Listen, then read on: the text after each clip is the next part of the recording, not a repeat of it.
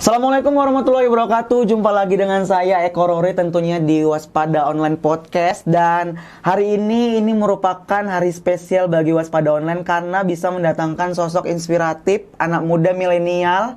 Siapa lagi kalau bukan Bang Tengku Rian. Dan sebelum kita ngobrol-ngobrol dengan Bang Tengku Rian, saya minta kepada seluruh viewers untuk jangan lupa di subscribe, komen, like, and share, dan jangan lupa tekan loncengnya.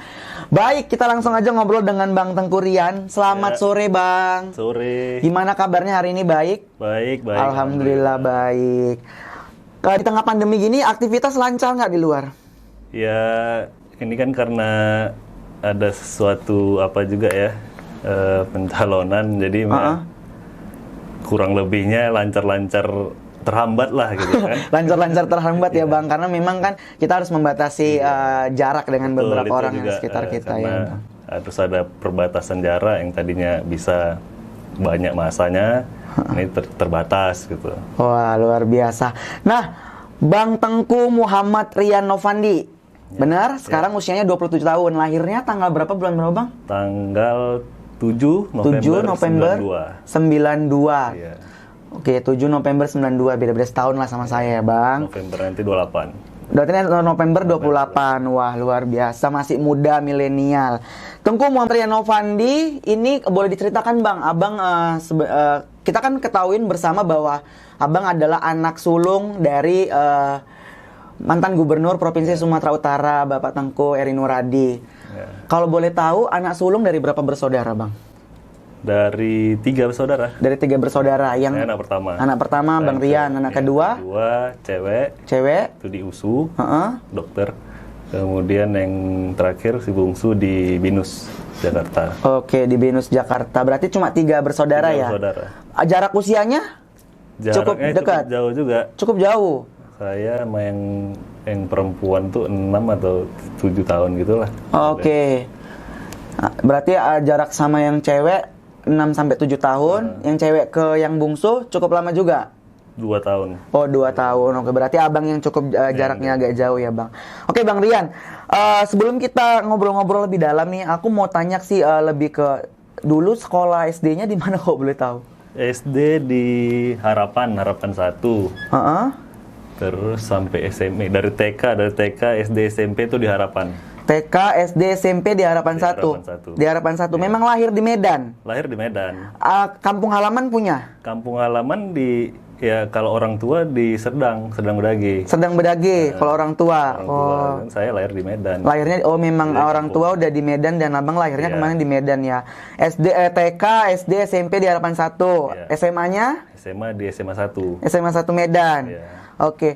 Selama SD, SMP, TK ataupun SMA pernah ada pengalaman yang menarik nggak? Ya mungkin salah satunya kayak ribut di kelas ataupun apalah pengalaman menarik yang menurut Abang saat SD, ini. saya pas sekolah saya pendiam orangnya. Pendiam. Oke. Cuman ya teman-teman yang banyak lucu-lucuan lah. Jadi kumpulnya karena kita pendiam, jadi teman itu yang biasanya kan bertolak balik kan. Oke, biasa ada kita kalau pendiam, ada yang ribut gitu. Benar. Berarti ya kalau teman itu ada yang diam, ada yang ribut, jadi melengkapi ya. Melengkapi kita gitu. Itu dari TK sampai SMP juga pendiam karakternya. Iya. Sampai SMA juga. Sampai SMA ya. SMA pendiam. Sekarang udah mulai karena tuntutannya. Lebih sekarang lebih komunikatif karena tuntutan ya Bang. Oke, luar biasa. Berarti karakter yang pendiam. Kalau pendiam sih sebenarnya pendengar lah, kita lebih banyak mendengar emang. Lebih banyak mendengar dan berbuat sebenarnya, tapi nggak banyak bicara. Nggak berbicara, yang penting bukti gitu. Yang penting bukti, luar biasa Bang Rian. Kalau dulu di SMA yang paling masa-masa sekolah yang paling dikangenin apa? SMA itu ya biasalah anak sekolah telat ya kan, dihukum. Telat dihukum. Pernah. Pastilah pernah kan. Pernah, oke. Padahal jarak rumah dekat. Nah, cuman selalu telat gitu. Jarak rumah dekat. Karena mikirnya gini paling, nanti lah 15 menit lagi nyampe, 10 menit lagi nyampe, tiba-tiba 25 menit telat ya kan Bang akhirnya. Kalau prestasi Bang dulu gimana nih prestasinya di sekolah? Waktu sekolah ya kita nggak apalah, pas-pasan lah. Maksudnya tidak terlalu menonjol, tapi ada lah gitu. Tidak terlalu menonjol tapi tetap nilai-nilai bagus-bagus semua ya bagus, Bang. Alhamdulillah luar biasa. Kemudian SMA di SMA 1 Medan. Akhirnya tamat sekolah, memutuskan untuk lanjut kuliah. Jurusan apa kemarin Bang dan di mana? Kuliah jurusan bisnis internasional di Malaysia. BI di Malaysia, oke. Di waktu tamat sekolah kan SMA itu kan ada lulusan SNMPTN kan. Saya yang kawan-kawan pada daftar semua tuh, ikut ujian semua. Saya sendiri nggak gitu. Oh gitu. Emang nggak mau ambil kuliah di dalam negeri gitu. Emang maunya keluar. Memang maunya di luar ya Bang. Di luar gitu. Oke. Kenapa ngambil bisnis Indonesia Bang? Sorry, bisnis internasional kok bisnis Indonesia. Bisnis internasional. Alasannya ada nggak? Ya emang karena basic dari orang tua juga wirausaha kan, kita maunya mau wira swasta gitu. Jadi ya mungkin karena major bisnis pada saat itu kan masih rendah gitu ya. Benar-benar. Jadi emang kita mau ambil apalagi yang untuk internasional. Jadi makanya kita keluar. Dulu bisnis orang tua apa Bang, kalau boleh tahu Bang? Dulu bangun-bangun properti. Oh, properti. Masuk juga di theme park, Pantai Cermin. Nah sekarang kita yang nerusin gitu. Oh, yang sekarang yang nerusin Abang dan beberapa orang. Sekarang ada juga join-join teman-teman lah. Oke. Properti, kuliner. Akhirnya dorongan itu membuat Abang, yaudah aku kuliah di bisnis aja akhirnya. Iya, memang pinginnya selain dari jalur formal atau masuk kayak pegawai negeri atau apa, itu kita emang diajarkan untuk berwirausaha gitu. Oke. Terus aku baca beberapa artikel setelah kuliah S1 di bisnis, kemudian Abang melanjutkan kuliah justru di S2-nya tuh di Boston, Amerika Serikat. Iya. Itu jurusannya bisnis juga? Bisnis juga. Jadi melanjutkan. Kalau yang misalnya S1-nya itu pelajaran umum, S2-nya lebih ke case study, lebih detail lah gitu. Oke. Nah, kalau bicara soal bisnis nih Bang, dan pendidikan. Tadi Abang memilih kenapa ke luar negeri, alasannya karena memang pengen ngembangkan dan pengen tahu sebenarnya pendidikan di sana seperti apa gitu kan. Iya. Nah, tantangan apa sih Bang yang Abang rasakan ketika Abang harus kuliahnya di luar negeri? Tantangan terutama ya jauh dari rumah. Oke. Itu pasti kan. Nggak ada orang-orang terdekat lah. Apalagi saya pas pertama ambil di Malaysia itu saya nggak tahu siapa-siapa. Tiba-tiba aja gitu. Oh. Jadi asal daftar aja tiba-tiba keterima, kita berangkat sendiri. Oh gitu. Jadi belum sama sekali nggak kenal siapa-siapa lah. Bahkan kayak ada konjen-konjen gitu kita belum sempat silaturahmi gitu. Oh, belum sempat. Terus kalau di sana kuliahnya itu gimana suasananya? Maksudnya kayak pertemanannya, kemudian apakah pada saat Abang kuliah di luar negeri itu kayak kupu-kupu kuliah pulang atau justru lebih banyak bermain di sana juga, bergaul dengan warga sana? Seperti apa Bang? Kalau pas di Malaysia emang kebetulan di sana orang Indonesia banyak ya, jadi lebih cepat adaptif lah. Cuman kalau setelah di S2 di Amerika, waduh, kan sedikit banget tuh yang ngerti gimana biasa keseharian kita kan. Jadi ya terpaksa kita harus beradaptif sama kayak orang luar gitu. Oke, jadi memang benar-benar namanya kita juga merantau ya Bang, ibaratnya menjadi anak perantauan kuliah di luar negeri ya, kita mau tidak mau harus bisa membiasakan diri. Oke, S2 di Boston, Amerika Serikat. Kemudian selain itu, Bang Rian ini adalah sosok yang walaupun pendiam tapi aktif di organisasi. Salah satunya di Himpunan Pengusaha Muda Indonesia atau HIPMI. Sampai sekarang Bang? Sampai sekarang. Sampai sekarang. Jadi tahun 2016 kan tamat dari US, pulang. Ya kita cari kan kita berorganisasi ini kan cari jaringan gitu kan. Networking. Banyak ada di HIPMI, ada di GCI, Junior Chamber, ada di Japnas, PC dan sebagainya lah. Oke. Nah di GCI itu udah berapa tahun Abang? GCI dari 2013. 2013.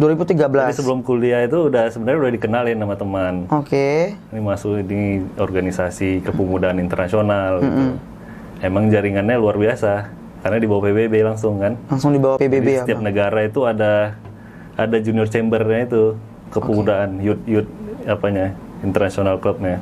Nah, Bang Rian sebagai anak negeri, artinya di sini mewakili Indonesia kalau bisa dibilang, karena kan di bawah PBB kan. Apa tantangan terbesar Abang ketika Abang harus berhadapan dengan anak-anak dari berbagai daerah, berbagai negara? Khususnya kalau di Indonesia ini tantangan kita itu sebenarnya banyak sebenarnya, anak-anak yang punya kreativitas, cuman kurang diberi ruang menurut saya.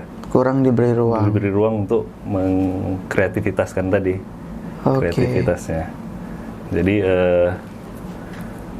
terbatas lah.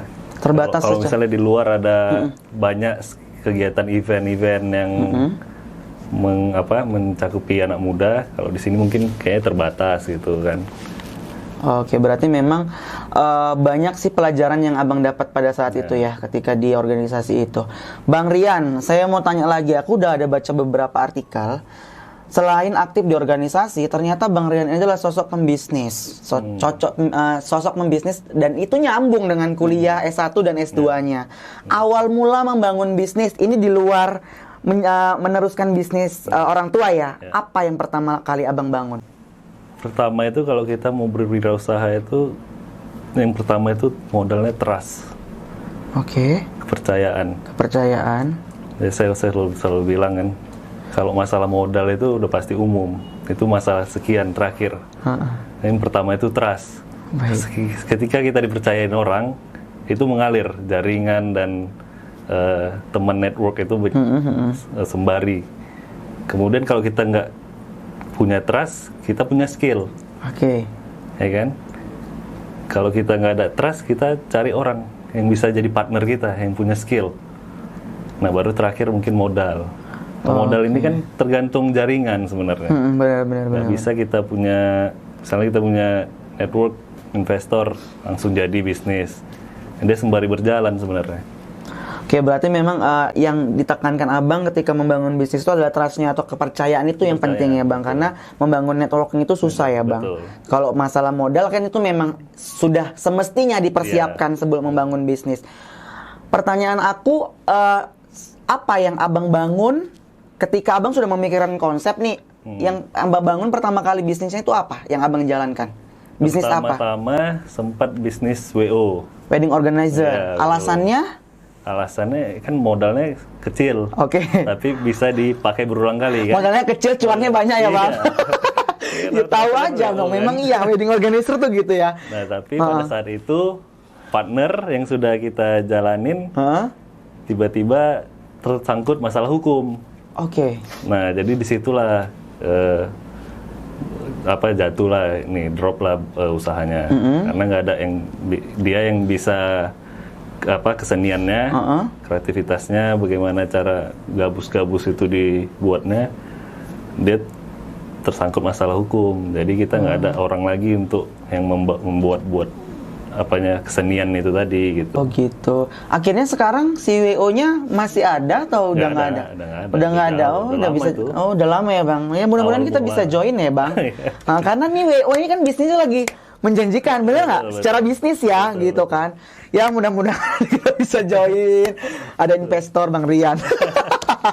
Oke, bisnis WO. Akhirnya WO-nya juga sebenarnya ini masalah sistem aja ya. Maksudnya tadi Abang sampaikan bahwa ada miskomunikasi sedikit. Kita kesampingkan dulu si WO. Nah kemudian apa yang Abang bangun setelah WO itu mulai tidak ada untuk bisa kita kembangkan? Bisnis apa yang sekarang lagi dibangun? Jadi saya kalau misalnya bisnis itu tidak pernah, bukan nggak pernah sih, tidak hanya fokus dalam satu usaha. Karena 10 yang kita bikin, kalau misalnya satu bagus, kan lumayan kan. Nah jadi banyak macam lah. Kemarin ada juga join teman semuanya. Semua kan pakai relasi semua kan. Ini saya ada ini, kamu ada ini, kita satukan. Itulah kolaborasi tadi. Kayak perumahan. Saya juga ada kuliner di Jakarta. Ya macam-macam lah. Artinya pokoknya yang cuan lah ya yang kan. menghasilkan cuan aja gitu. Pokoknya kita apa aja yang penting menghasilkan cuan ya Bang. Luar biasa Jadi, sekali. Tidak pernah terfokus dalam satu lini aja gitu. Maksudnya kayak misalnya fokus ke properti aja nggak usah ya Bang. Kalau bisa semua dicari ya. Ada opportunity yang lain kita buka peluang juga gitu. Oh luar biasa. Ada berapa bisnis sekarang Bang? Rahasia. Aduh rahasia ini. Rahasia, jadi aku kalau udah rahasia udah nggak bisa dikorek-korek lagi. Tapi banyak ya Bang? Iya, saya semua lumayan lah ya. Join. Oh join. Oke. Dan itu semua Abang handle sendiri. Maksudnya backup sampai sekarang. Ya karena ada itu tadi partner yang kita percayai, kita trust sama mereka gitu. Oh oke, luar biasa. Dari mulai kuliah bisnis dan memang dorongan dari orang tua yang juga pembisnis, akhirnya memutuskan untuk juga ikut organisasi. Cocok nih, Himpunan Pengusaha Muda Indonesia di HIPMI, dan membangun usaha mulai dari properti, wedding organizer, kuliner, semua digarap, yang penting menghasilkan cuan. Tapi tetap ya Bang, ketika membangun bisnis yang diutamakan adalah kepercayaan dulu. Modal itu terakhir ya Bang. Modal itu terakhir. Oke, pernah membangun bisnis startup? Startup juga pernah. Sampai sekarang? Udah enggak lagi. Enggak kuat. Enggak promosi terus kan? Oh iya benar. Iya, startup itu ya benar. Jadi sekarang fokus yang lebih pasti-pasti aja. Terus nggak susah-susah kali lah ya Bang. Sekarang lebih banyak fokus di aset. Oh, lebih di aset ya. Wah, luar biasa. Aset kan dia makin makin naik. Semakin tinggi ya Bang. Inflasi tidak terpengaruhi inflasi. Oke. Bang Rian, kalau kita bicara soal kembali ke tadi orang tua, kita ketahui bahwasanya orang tua Abang juga sebagai mantan gubernur Provinsi Sumatera Utara, dan itu semua orang tahu.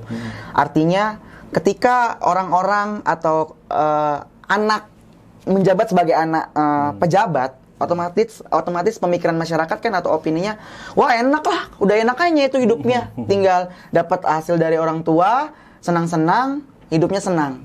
Nah, boleh Abang ceritakan selama jadi anak gubernur itu seperti apa sih? Kalau dari persepsi orang-orang emang begitu. Tapi kalau misalnya kita disuruh jabarkan, sebenarnya ya itu tadi, misalnya SMA itu kan waktu itu kan Bapak sudah jadi bupati ya, udah lagi. Saya malah kalau sekolah di dalam negeri kayaknya, waduh nanti diejek-ejek lah gitu kan. Ini anaknya ini anak pejabat, nggak bebas lah gitu. Makanya saya pingin keluar sekolah di luar. Oh gitu. Sempat pernah dapat seperti itu, tindakan seperti itu, kayak kok anak pejabat gitu, pernah nggak? Ada juga. Olok-olokan gitu. Ada. Yang pastinya kita apa-apa pasti dipantau gitu kan, tidak bebas lah gitu. Tidak bebas. Baik. Dan Abang menanggapinya seperti apa kalau misalnya dapat kejadian seperti itu? Ya kayak mana mau dibilang ya kan? Kayak mana mau dibilang ya kan? Bingung juga kita ya Bang. Namanya juga orang tua kan. Nggak mungkin kan kita melepaskan diri juga dari orang tua gitu kan. Beliau juga yang membesarkan kita, mendidik kita gitu. Tapi menariknya adalah ketika Abang menyandang sebagai anak pejabat, tadi Abang bilang SMA udah jadi anak bupati, gitu kan. Pernah nggak ada satu hal atau satu kata yang membuat Abang sakit dan kayaknya itu nggak layak dan aku harus perjuangin orang tuaku? Ada nggak ya?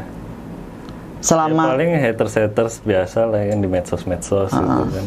Dan Abang nanggepinnya biasa aja. Juga biasa aja. Kalau kita tanggapi ya kita yang stres gitu. Betul sekali. Memang mulut netizen itu nggak bisa dikunci Bang, nggak bisa disaring, ya udah biarin aja lah ya Bang. Ketika tadi Bang Rian mengatakan bahwa perjalanan dari mulai TK, SD, SMP, SMA dan memiliki jiwa bisnis dan akhirnya kuliah dari S1 ke S2 juga jurusannya ke bisnis karena memang dorongan dari orang tua juga pembisnis. Kalau kita bahas bisnis kemudian organisasi, ini udah cukup panjang pembahasan kita hari ini Bang. Aku tertarik ketika Abang beberapa artikel beberapa tahun ke belakangan kemarin, sosok seorang Rian ini lagi trendingnya karena dekat dengan seorang Putri Sumut yang juga Miss Grand International 2017 ya? 2016 ya? 2016, yaitu Ariska Putri Pertiwi. Awal kenal dengan Ariska Putri Pertiwi memang dari udah lama atau kapan? Boleh diceritakan ke kita Bang? Ya jadi Itu setelah pulang dari US juga 2016. Pada saat itu ada acara Festival Danau Toba di Bali G. Oke. Kan Pak Jokowi datang, situ kan Bapak kan menyambut kan. Kami ikutlah gitu.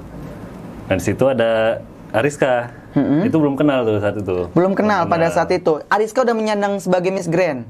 Belum. Masih Putri Sumut. Putri Sumut. Putri Sumut ya. Oke. Nah habis itu ya disitulah mulai awal kenalnya kan. Situ mulai awal kenalnya berlanjut sampai dia akhirnya ke US, Las Vegas untuk Miss Grand Internasional. Oke. Nah, tapi sebelum itu udah jadian dulu. Udah jadian, kami udah jadian. Udah jadian. Dulu yang beranikan diri pertama kali ketemu siapa saya. Langsung minta nomornya atau kenalan dulu? Adalah yang menghubungkan kemarin. Adalah perantaranya ya. Perantaranya juga. Oke, dan pada saat Abang memberanikan untuk ya pasti ngechat duluan lah ya kan. Ya. Apa responnya si Ariska? Responnya ya baik. Kaget nggak dia ketika ada gubernur pada saat itu? Itu kurang tahu ya gimana dia. Oh nggak, dia nggak ada bilang ya? Maksudnya nggak ada cerita kok aku di WhatsApp nih sama sosok Rian gitu. Ada nggak dia bilang gitu sama Abang? Kayaknya enggak sih. Nggak ada. Nggak sih. Akhirnya Abang chat. Ya, mungkin karena udah sering ketemu, sering jalan, udah biasa lah gitu, udah seperti teman, habis itu ya jadian. Jadiannya itu cukup cepat kah pada saat perkenalan? Pada saat itu pas pertama ketemu itu Juni. Kalau salah bulan 8 jadiannya. Bulan 8. Oke. Bulan 8 berarti 2 bulan lah. Yang sampai 2 bulan ya, Bang. Nah, akhirnya pacaran.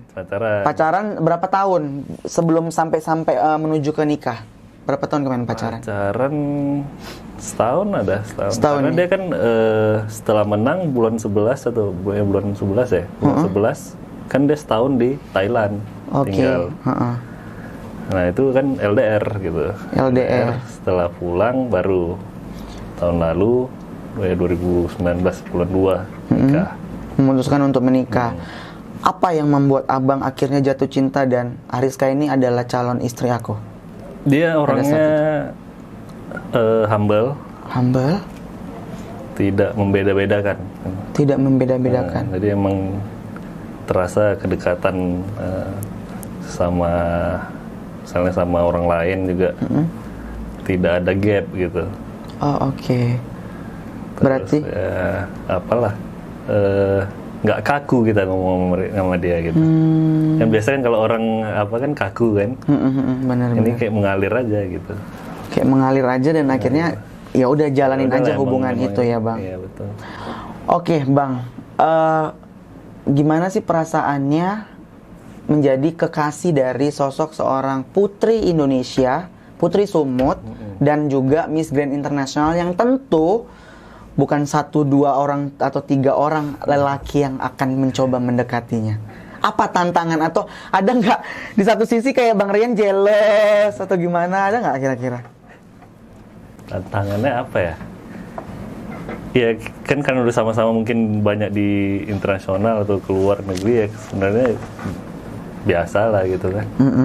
Ya paling karena mungkin gerak-geri itu kan sering disorot netizen atau media kan.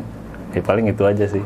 Itu ya, ya biasalah cemburu-cemburu kecil lah ya Bang, bener-bener. Nah pada saat LDR nih, otomatis kan tantangan juga semakin berat. Artinya menjalankan hubungan jarak jauh itu kan sebenarnya nggak mudah sih gitu kan, karena kepercayaan yang diambil gitu. Pada saat itu ada komitmen nggak ketika di LDR, terus Abang di Medan, ada komitmen nggak sebelumnya supaya ini saling ngejaga?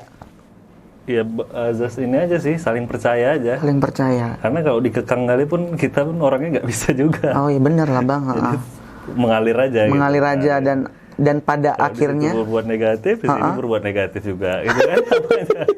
Jadi yang saling percaya aja ya Bang. Aja, dan pada hubungan itu. Jadi nggak terlalu gimana lah. Oke. Memutuskan untuk menikahi seorang Ariska Putri Pertiwi. Pada saat itu apa yang Abang ambil? Maksudnya dia udah pulang ke Indonesia, ke Medan, apakah abang langsung datang ke rumahnya bilang aku mau melamarmu atau seperti apa prosesnya? Itu persiapan pernikahan 2 bulan. Persiapan pernikahan 2 bulan. Jadi bulan 2018 Desember itu lamaran kan. Jadi persiapan ke pernikahan bulan 2 2019 itu 2 bulan aja. 2 bulan persiapan. Ya sebelumnya ya pastilah kan kita ke rumah keluarga perempuan, ya menyatakan sikap lah, udah siap. Karena sebenarnya kalau ditunggu-tunggu pun nggak lama gitu kan, untuk apa gitu kan. Apa ya, capek ya pacarannya Bang. Capek ada kok pacaran sampai kredit rumah 10 tahun ujung-ujungnya nggak jadi ya kan. Sedih kali kayak gitu ya Bang. Berarti memang udah memantapkan diri untuk menikahi sosok Ariska Putri dan tidak memakan waktu lama pada saat itu. Oke, menikah. Kemudian dikaruniai seorang putri cantik bernama Tengku Kiara Kanza Putri. Pada saat itu ada, begitu menikah, pengennya mau langsung punya baby atau pengen berduaan dulu pacaran setelah nikah? Kalau punya baby itu ya kita serahkan pada Tuhan aja kan. Dikasih cepat, alhamdulillah ya Bang. Nggak ada program-program juga. Nggak ada program-program. Mengalir aja semuanya. Mengalir aja semua ya. Gimana nih perasaannya menjadi sosok seorang ayah? Ketika kemarin kan masih single, kemudian masih belum menjadi seorang ayah dan sekarang sudah menjadi ayah. Apa sih yang paling berkesan menjadi sosok seorang ayah? Dulu kita pulang ke rumah kayak nggak ada yang dilihat gitu kan. Sekarang karena mungkin banyak di luar, rasanya pengen pulang gitu. Karena ada seorang putri kecil tadi. Semangat ya? Semangat. Jadi hilang capek kita setelah pulang gitu. Setelah pulang hilang capeknya ya Bang. Oke. Menikah di usia muda, masih kategori milenial, dan sekarang mempunyai seorang putri Tengku Kiara Kanza Putri. Kita lebih ke aku melihat abang sekarang selain membangun keluarga kecilnya juga sekarang lagi sibuk dengan dunia politik. Bisnis ke politik. Nyambung sih sebenarnya. Tapi kenapa abang harus memutuskan untuk tertarik dengan dunia politik sekarang? Ada alasan tertentu? Kenapa kita harus aktif dalam dunia politik, khususnya milenial ya? Ya karena kalau kita ibaratnya tidak masuk ke dalam sistem, mohon maaf kita hanya menonton aja gitu kan. Jadi bagaimana kita masuk ke dalam sistem ya harus ikut andil dalam politik. Tidak menutup kemungkinan anak-anak muda milenial, karena kita lihat juga di berbagai negara itu seperti di Prancis tadi saya bilang gitu kan, masih 30-an Perdana Menterinya. Perdana Menterinya masih 30-an. Banyak juga di berbagai daerah. Jadi kategori milenial itu mungkin hanya sebatas umur aja saya kira. Berarti tidak menutup kemungkinan ya milenial juga layak untuk di dunia politik ya Bang. Setertarik apa sih Bang dunia politik itu di mata Abang? Ya kalau kita mau buat kebijakan atau peraturan-peraturan yang mengedepankan anak-anak muda, ya kita harus masuk di dalamnya. Khususnya misalnya kemarin di DPR juga, kan kemarin caleg juga, cuman sempat selisih 6 suara aja kemarin. Ya harus banyak juga di dalam itu yang mewakili keterwakilan anak muda. Kalau tadi cuma satu aja ya sama aja sebenarnya. Sebelumnya sudah melakukan riset berarti? Sudah. Dan memang potensi anak muda untuk membangun. Ya, apalagi kita sekarang kan masuki bonus demografi. Benar. Karena pemilih pemula sekarang mendominasi lah. Mendominasi ya pemilih milenial benar-benar Bang. Akhirnya itu yang menjadi latar belakang Abang tertarik untuk terjun ke dunia politik. Apa pesan-pesan Abang untuk anak-anak milenial sekarang Bang? Ya tadi misalnya dalam segi usaha ya jangan takut berwirausaha. Karena modal itu urusan belakang, yang penting network. Yang penting networknya. Dan untuk politik mungkin kenapa kita harus ikut turun masuk menjaga menjaga kebijakan atau mengkawal, karena harus ikut serta juga. Tidak bisa hanya berdiam diri atau di luar sistem. Baik. Berarti memang itu yang Abang ingin tekankan kepada anak-anak milenial yang sekarang. Bang Rian, ada nggak pesan dari orang tua yang sampai sekarang abang tanamkan dalam hati abang dan abang aplikasikan ke diri abang?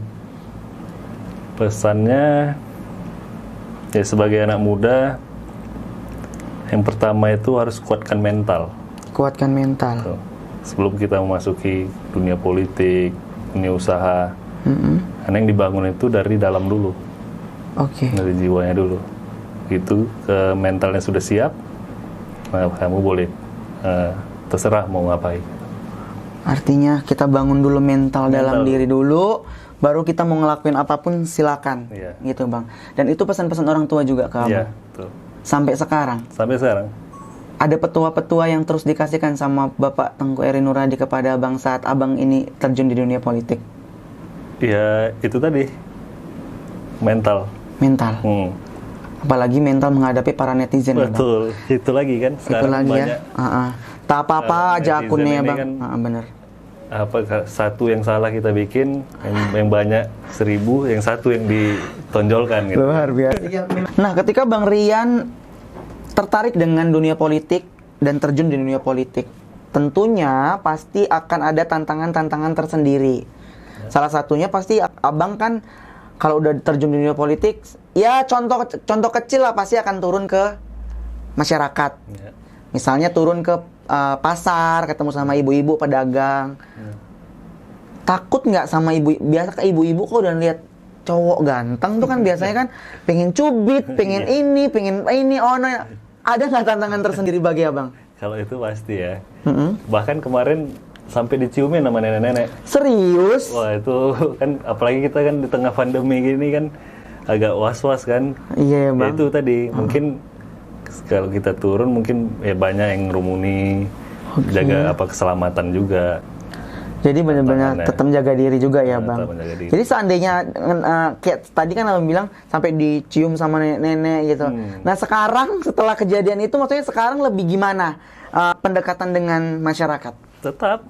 Itu kan kita nggak bisa batasin. Nggak bisa ya. Karena nanti kalau kita batasin, bahkan kita misalnya kalau pakai masker, pakai sarung tangan, kan dianggap tidak sopan, apalagi di daerah. Benar sekali. Jadi ya tetap walaupun tapi ya tetap jaga waspada juga. Waspada ya, tetap jaga protokol kesehatan tetap diutamakan ya Bang Rian.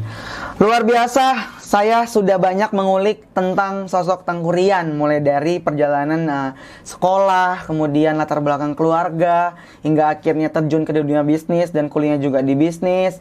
Kemudian sekarang sibuk dengan dunia politik dan itu menjadi tantangan terbaru buat sosok seorang Tengku Rian. Ada closing statement nih, apa yang mau disampaikan buat kita semua hari ini? Ya, khususnya di tengah pandemi ini tetap lakukan protokol kesehatan, pakai masker, jaga jarak, cuci tangan, tetap waspada lah. Ya itu aja. Tetap menjaga protokol kesehatan, tetap waspada di tengah pandemi seperti ini ya Bang. Dan buat anak-anak milenial juga tetap harus semangat. Ya, yang penting semangat.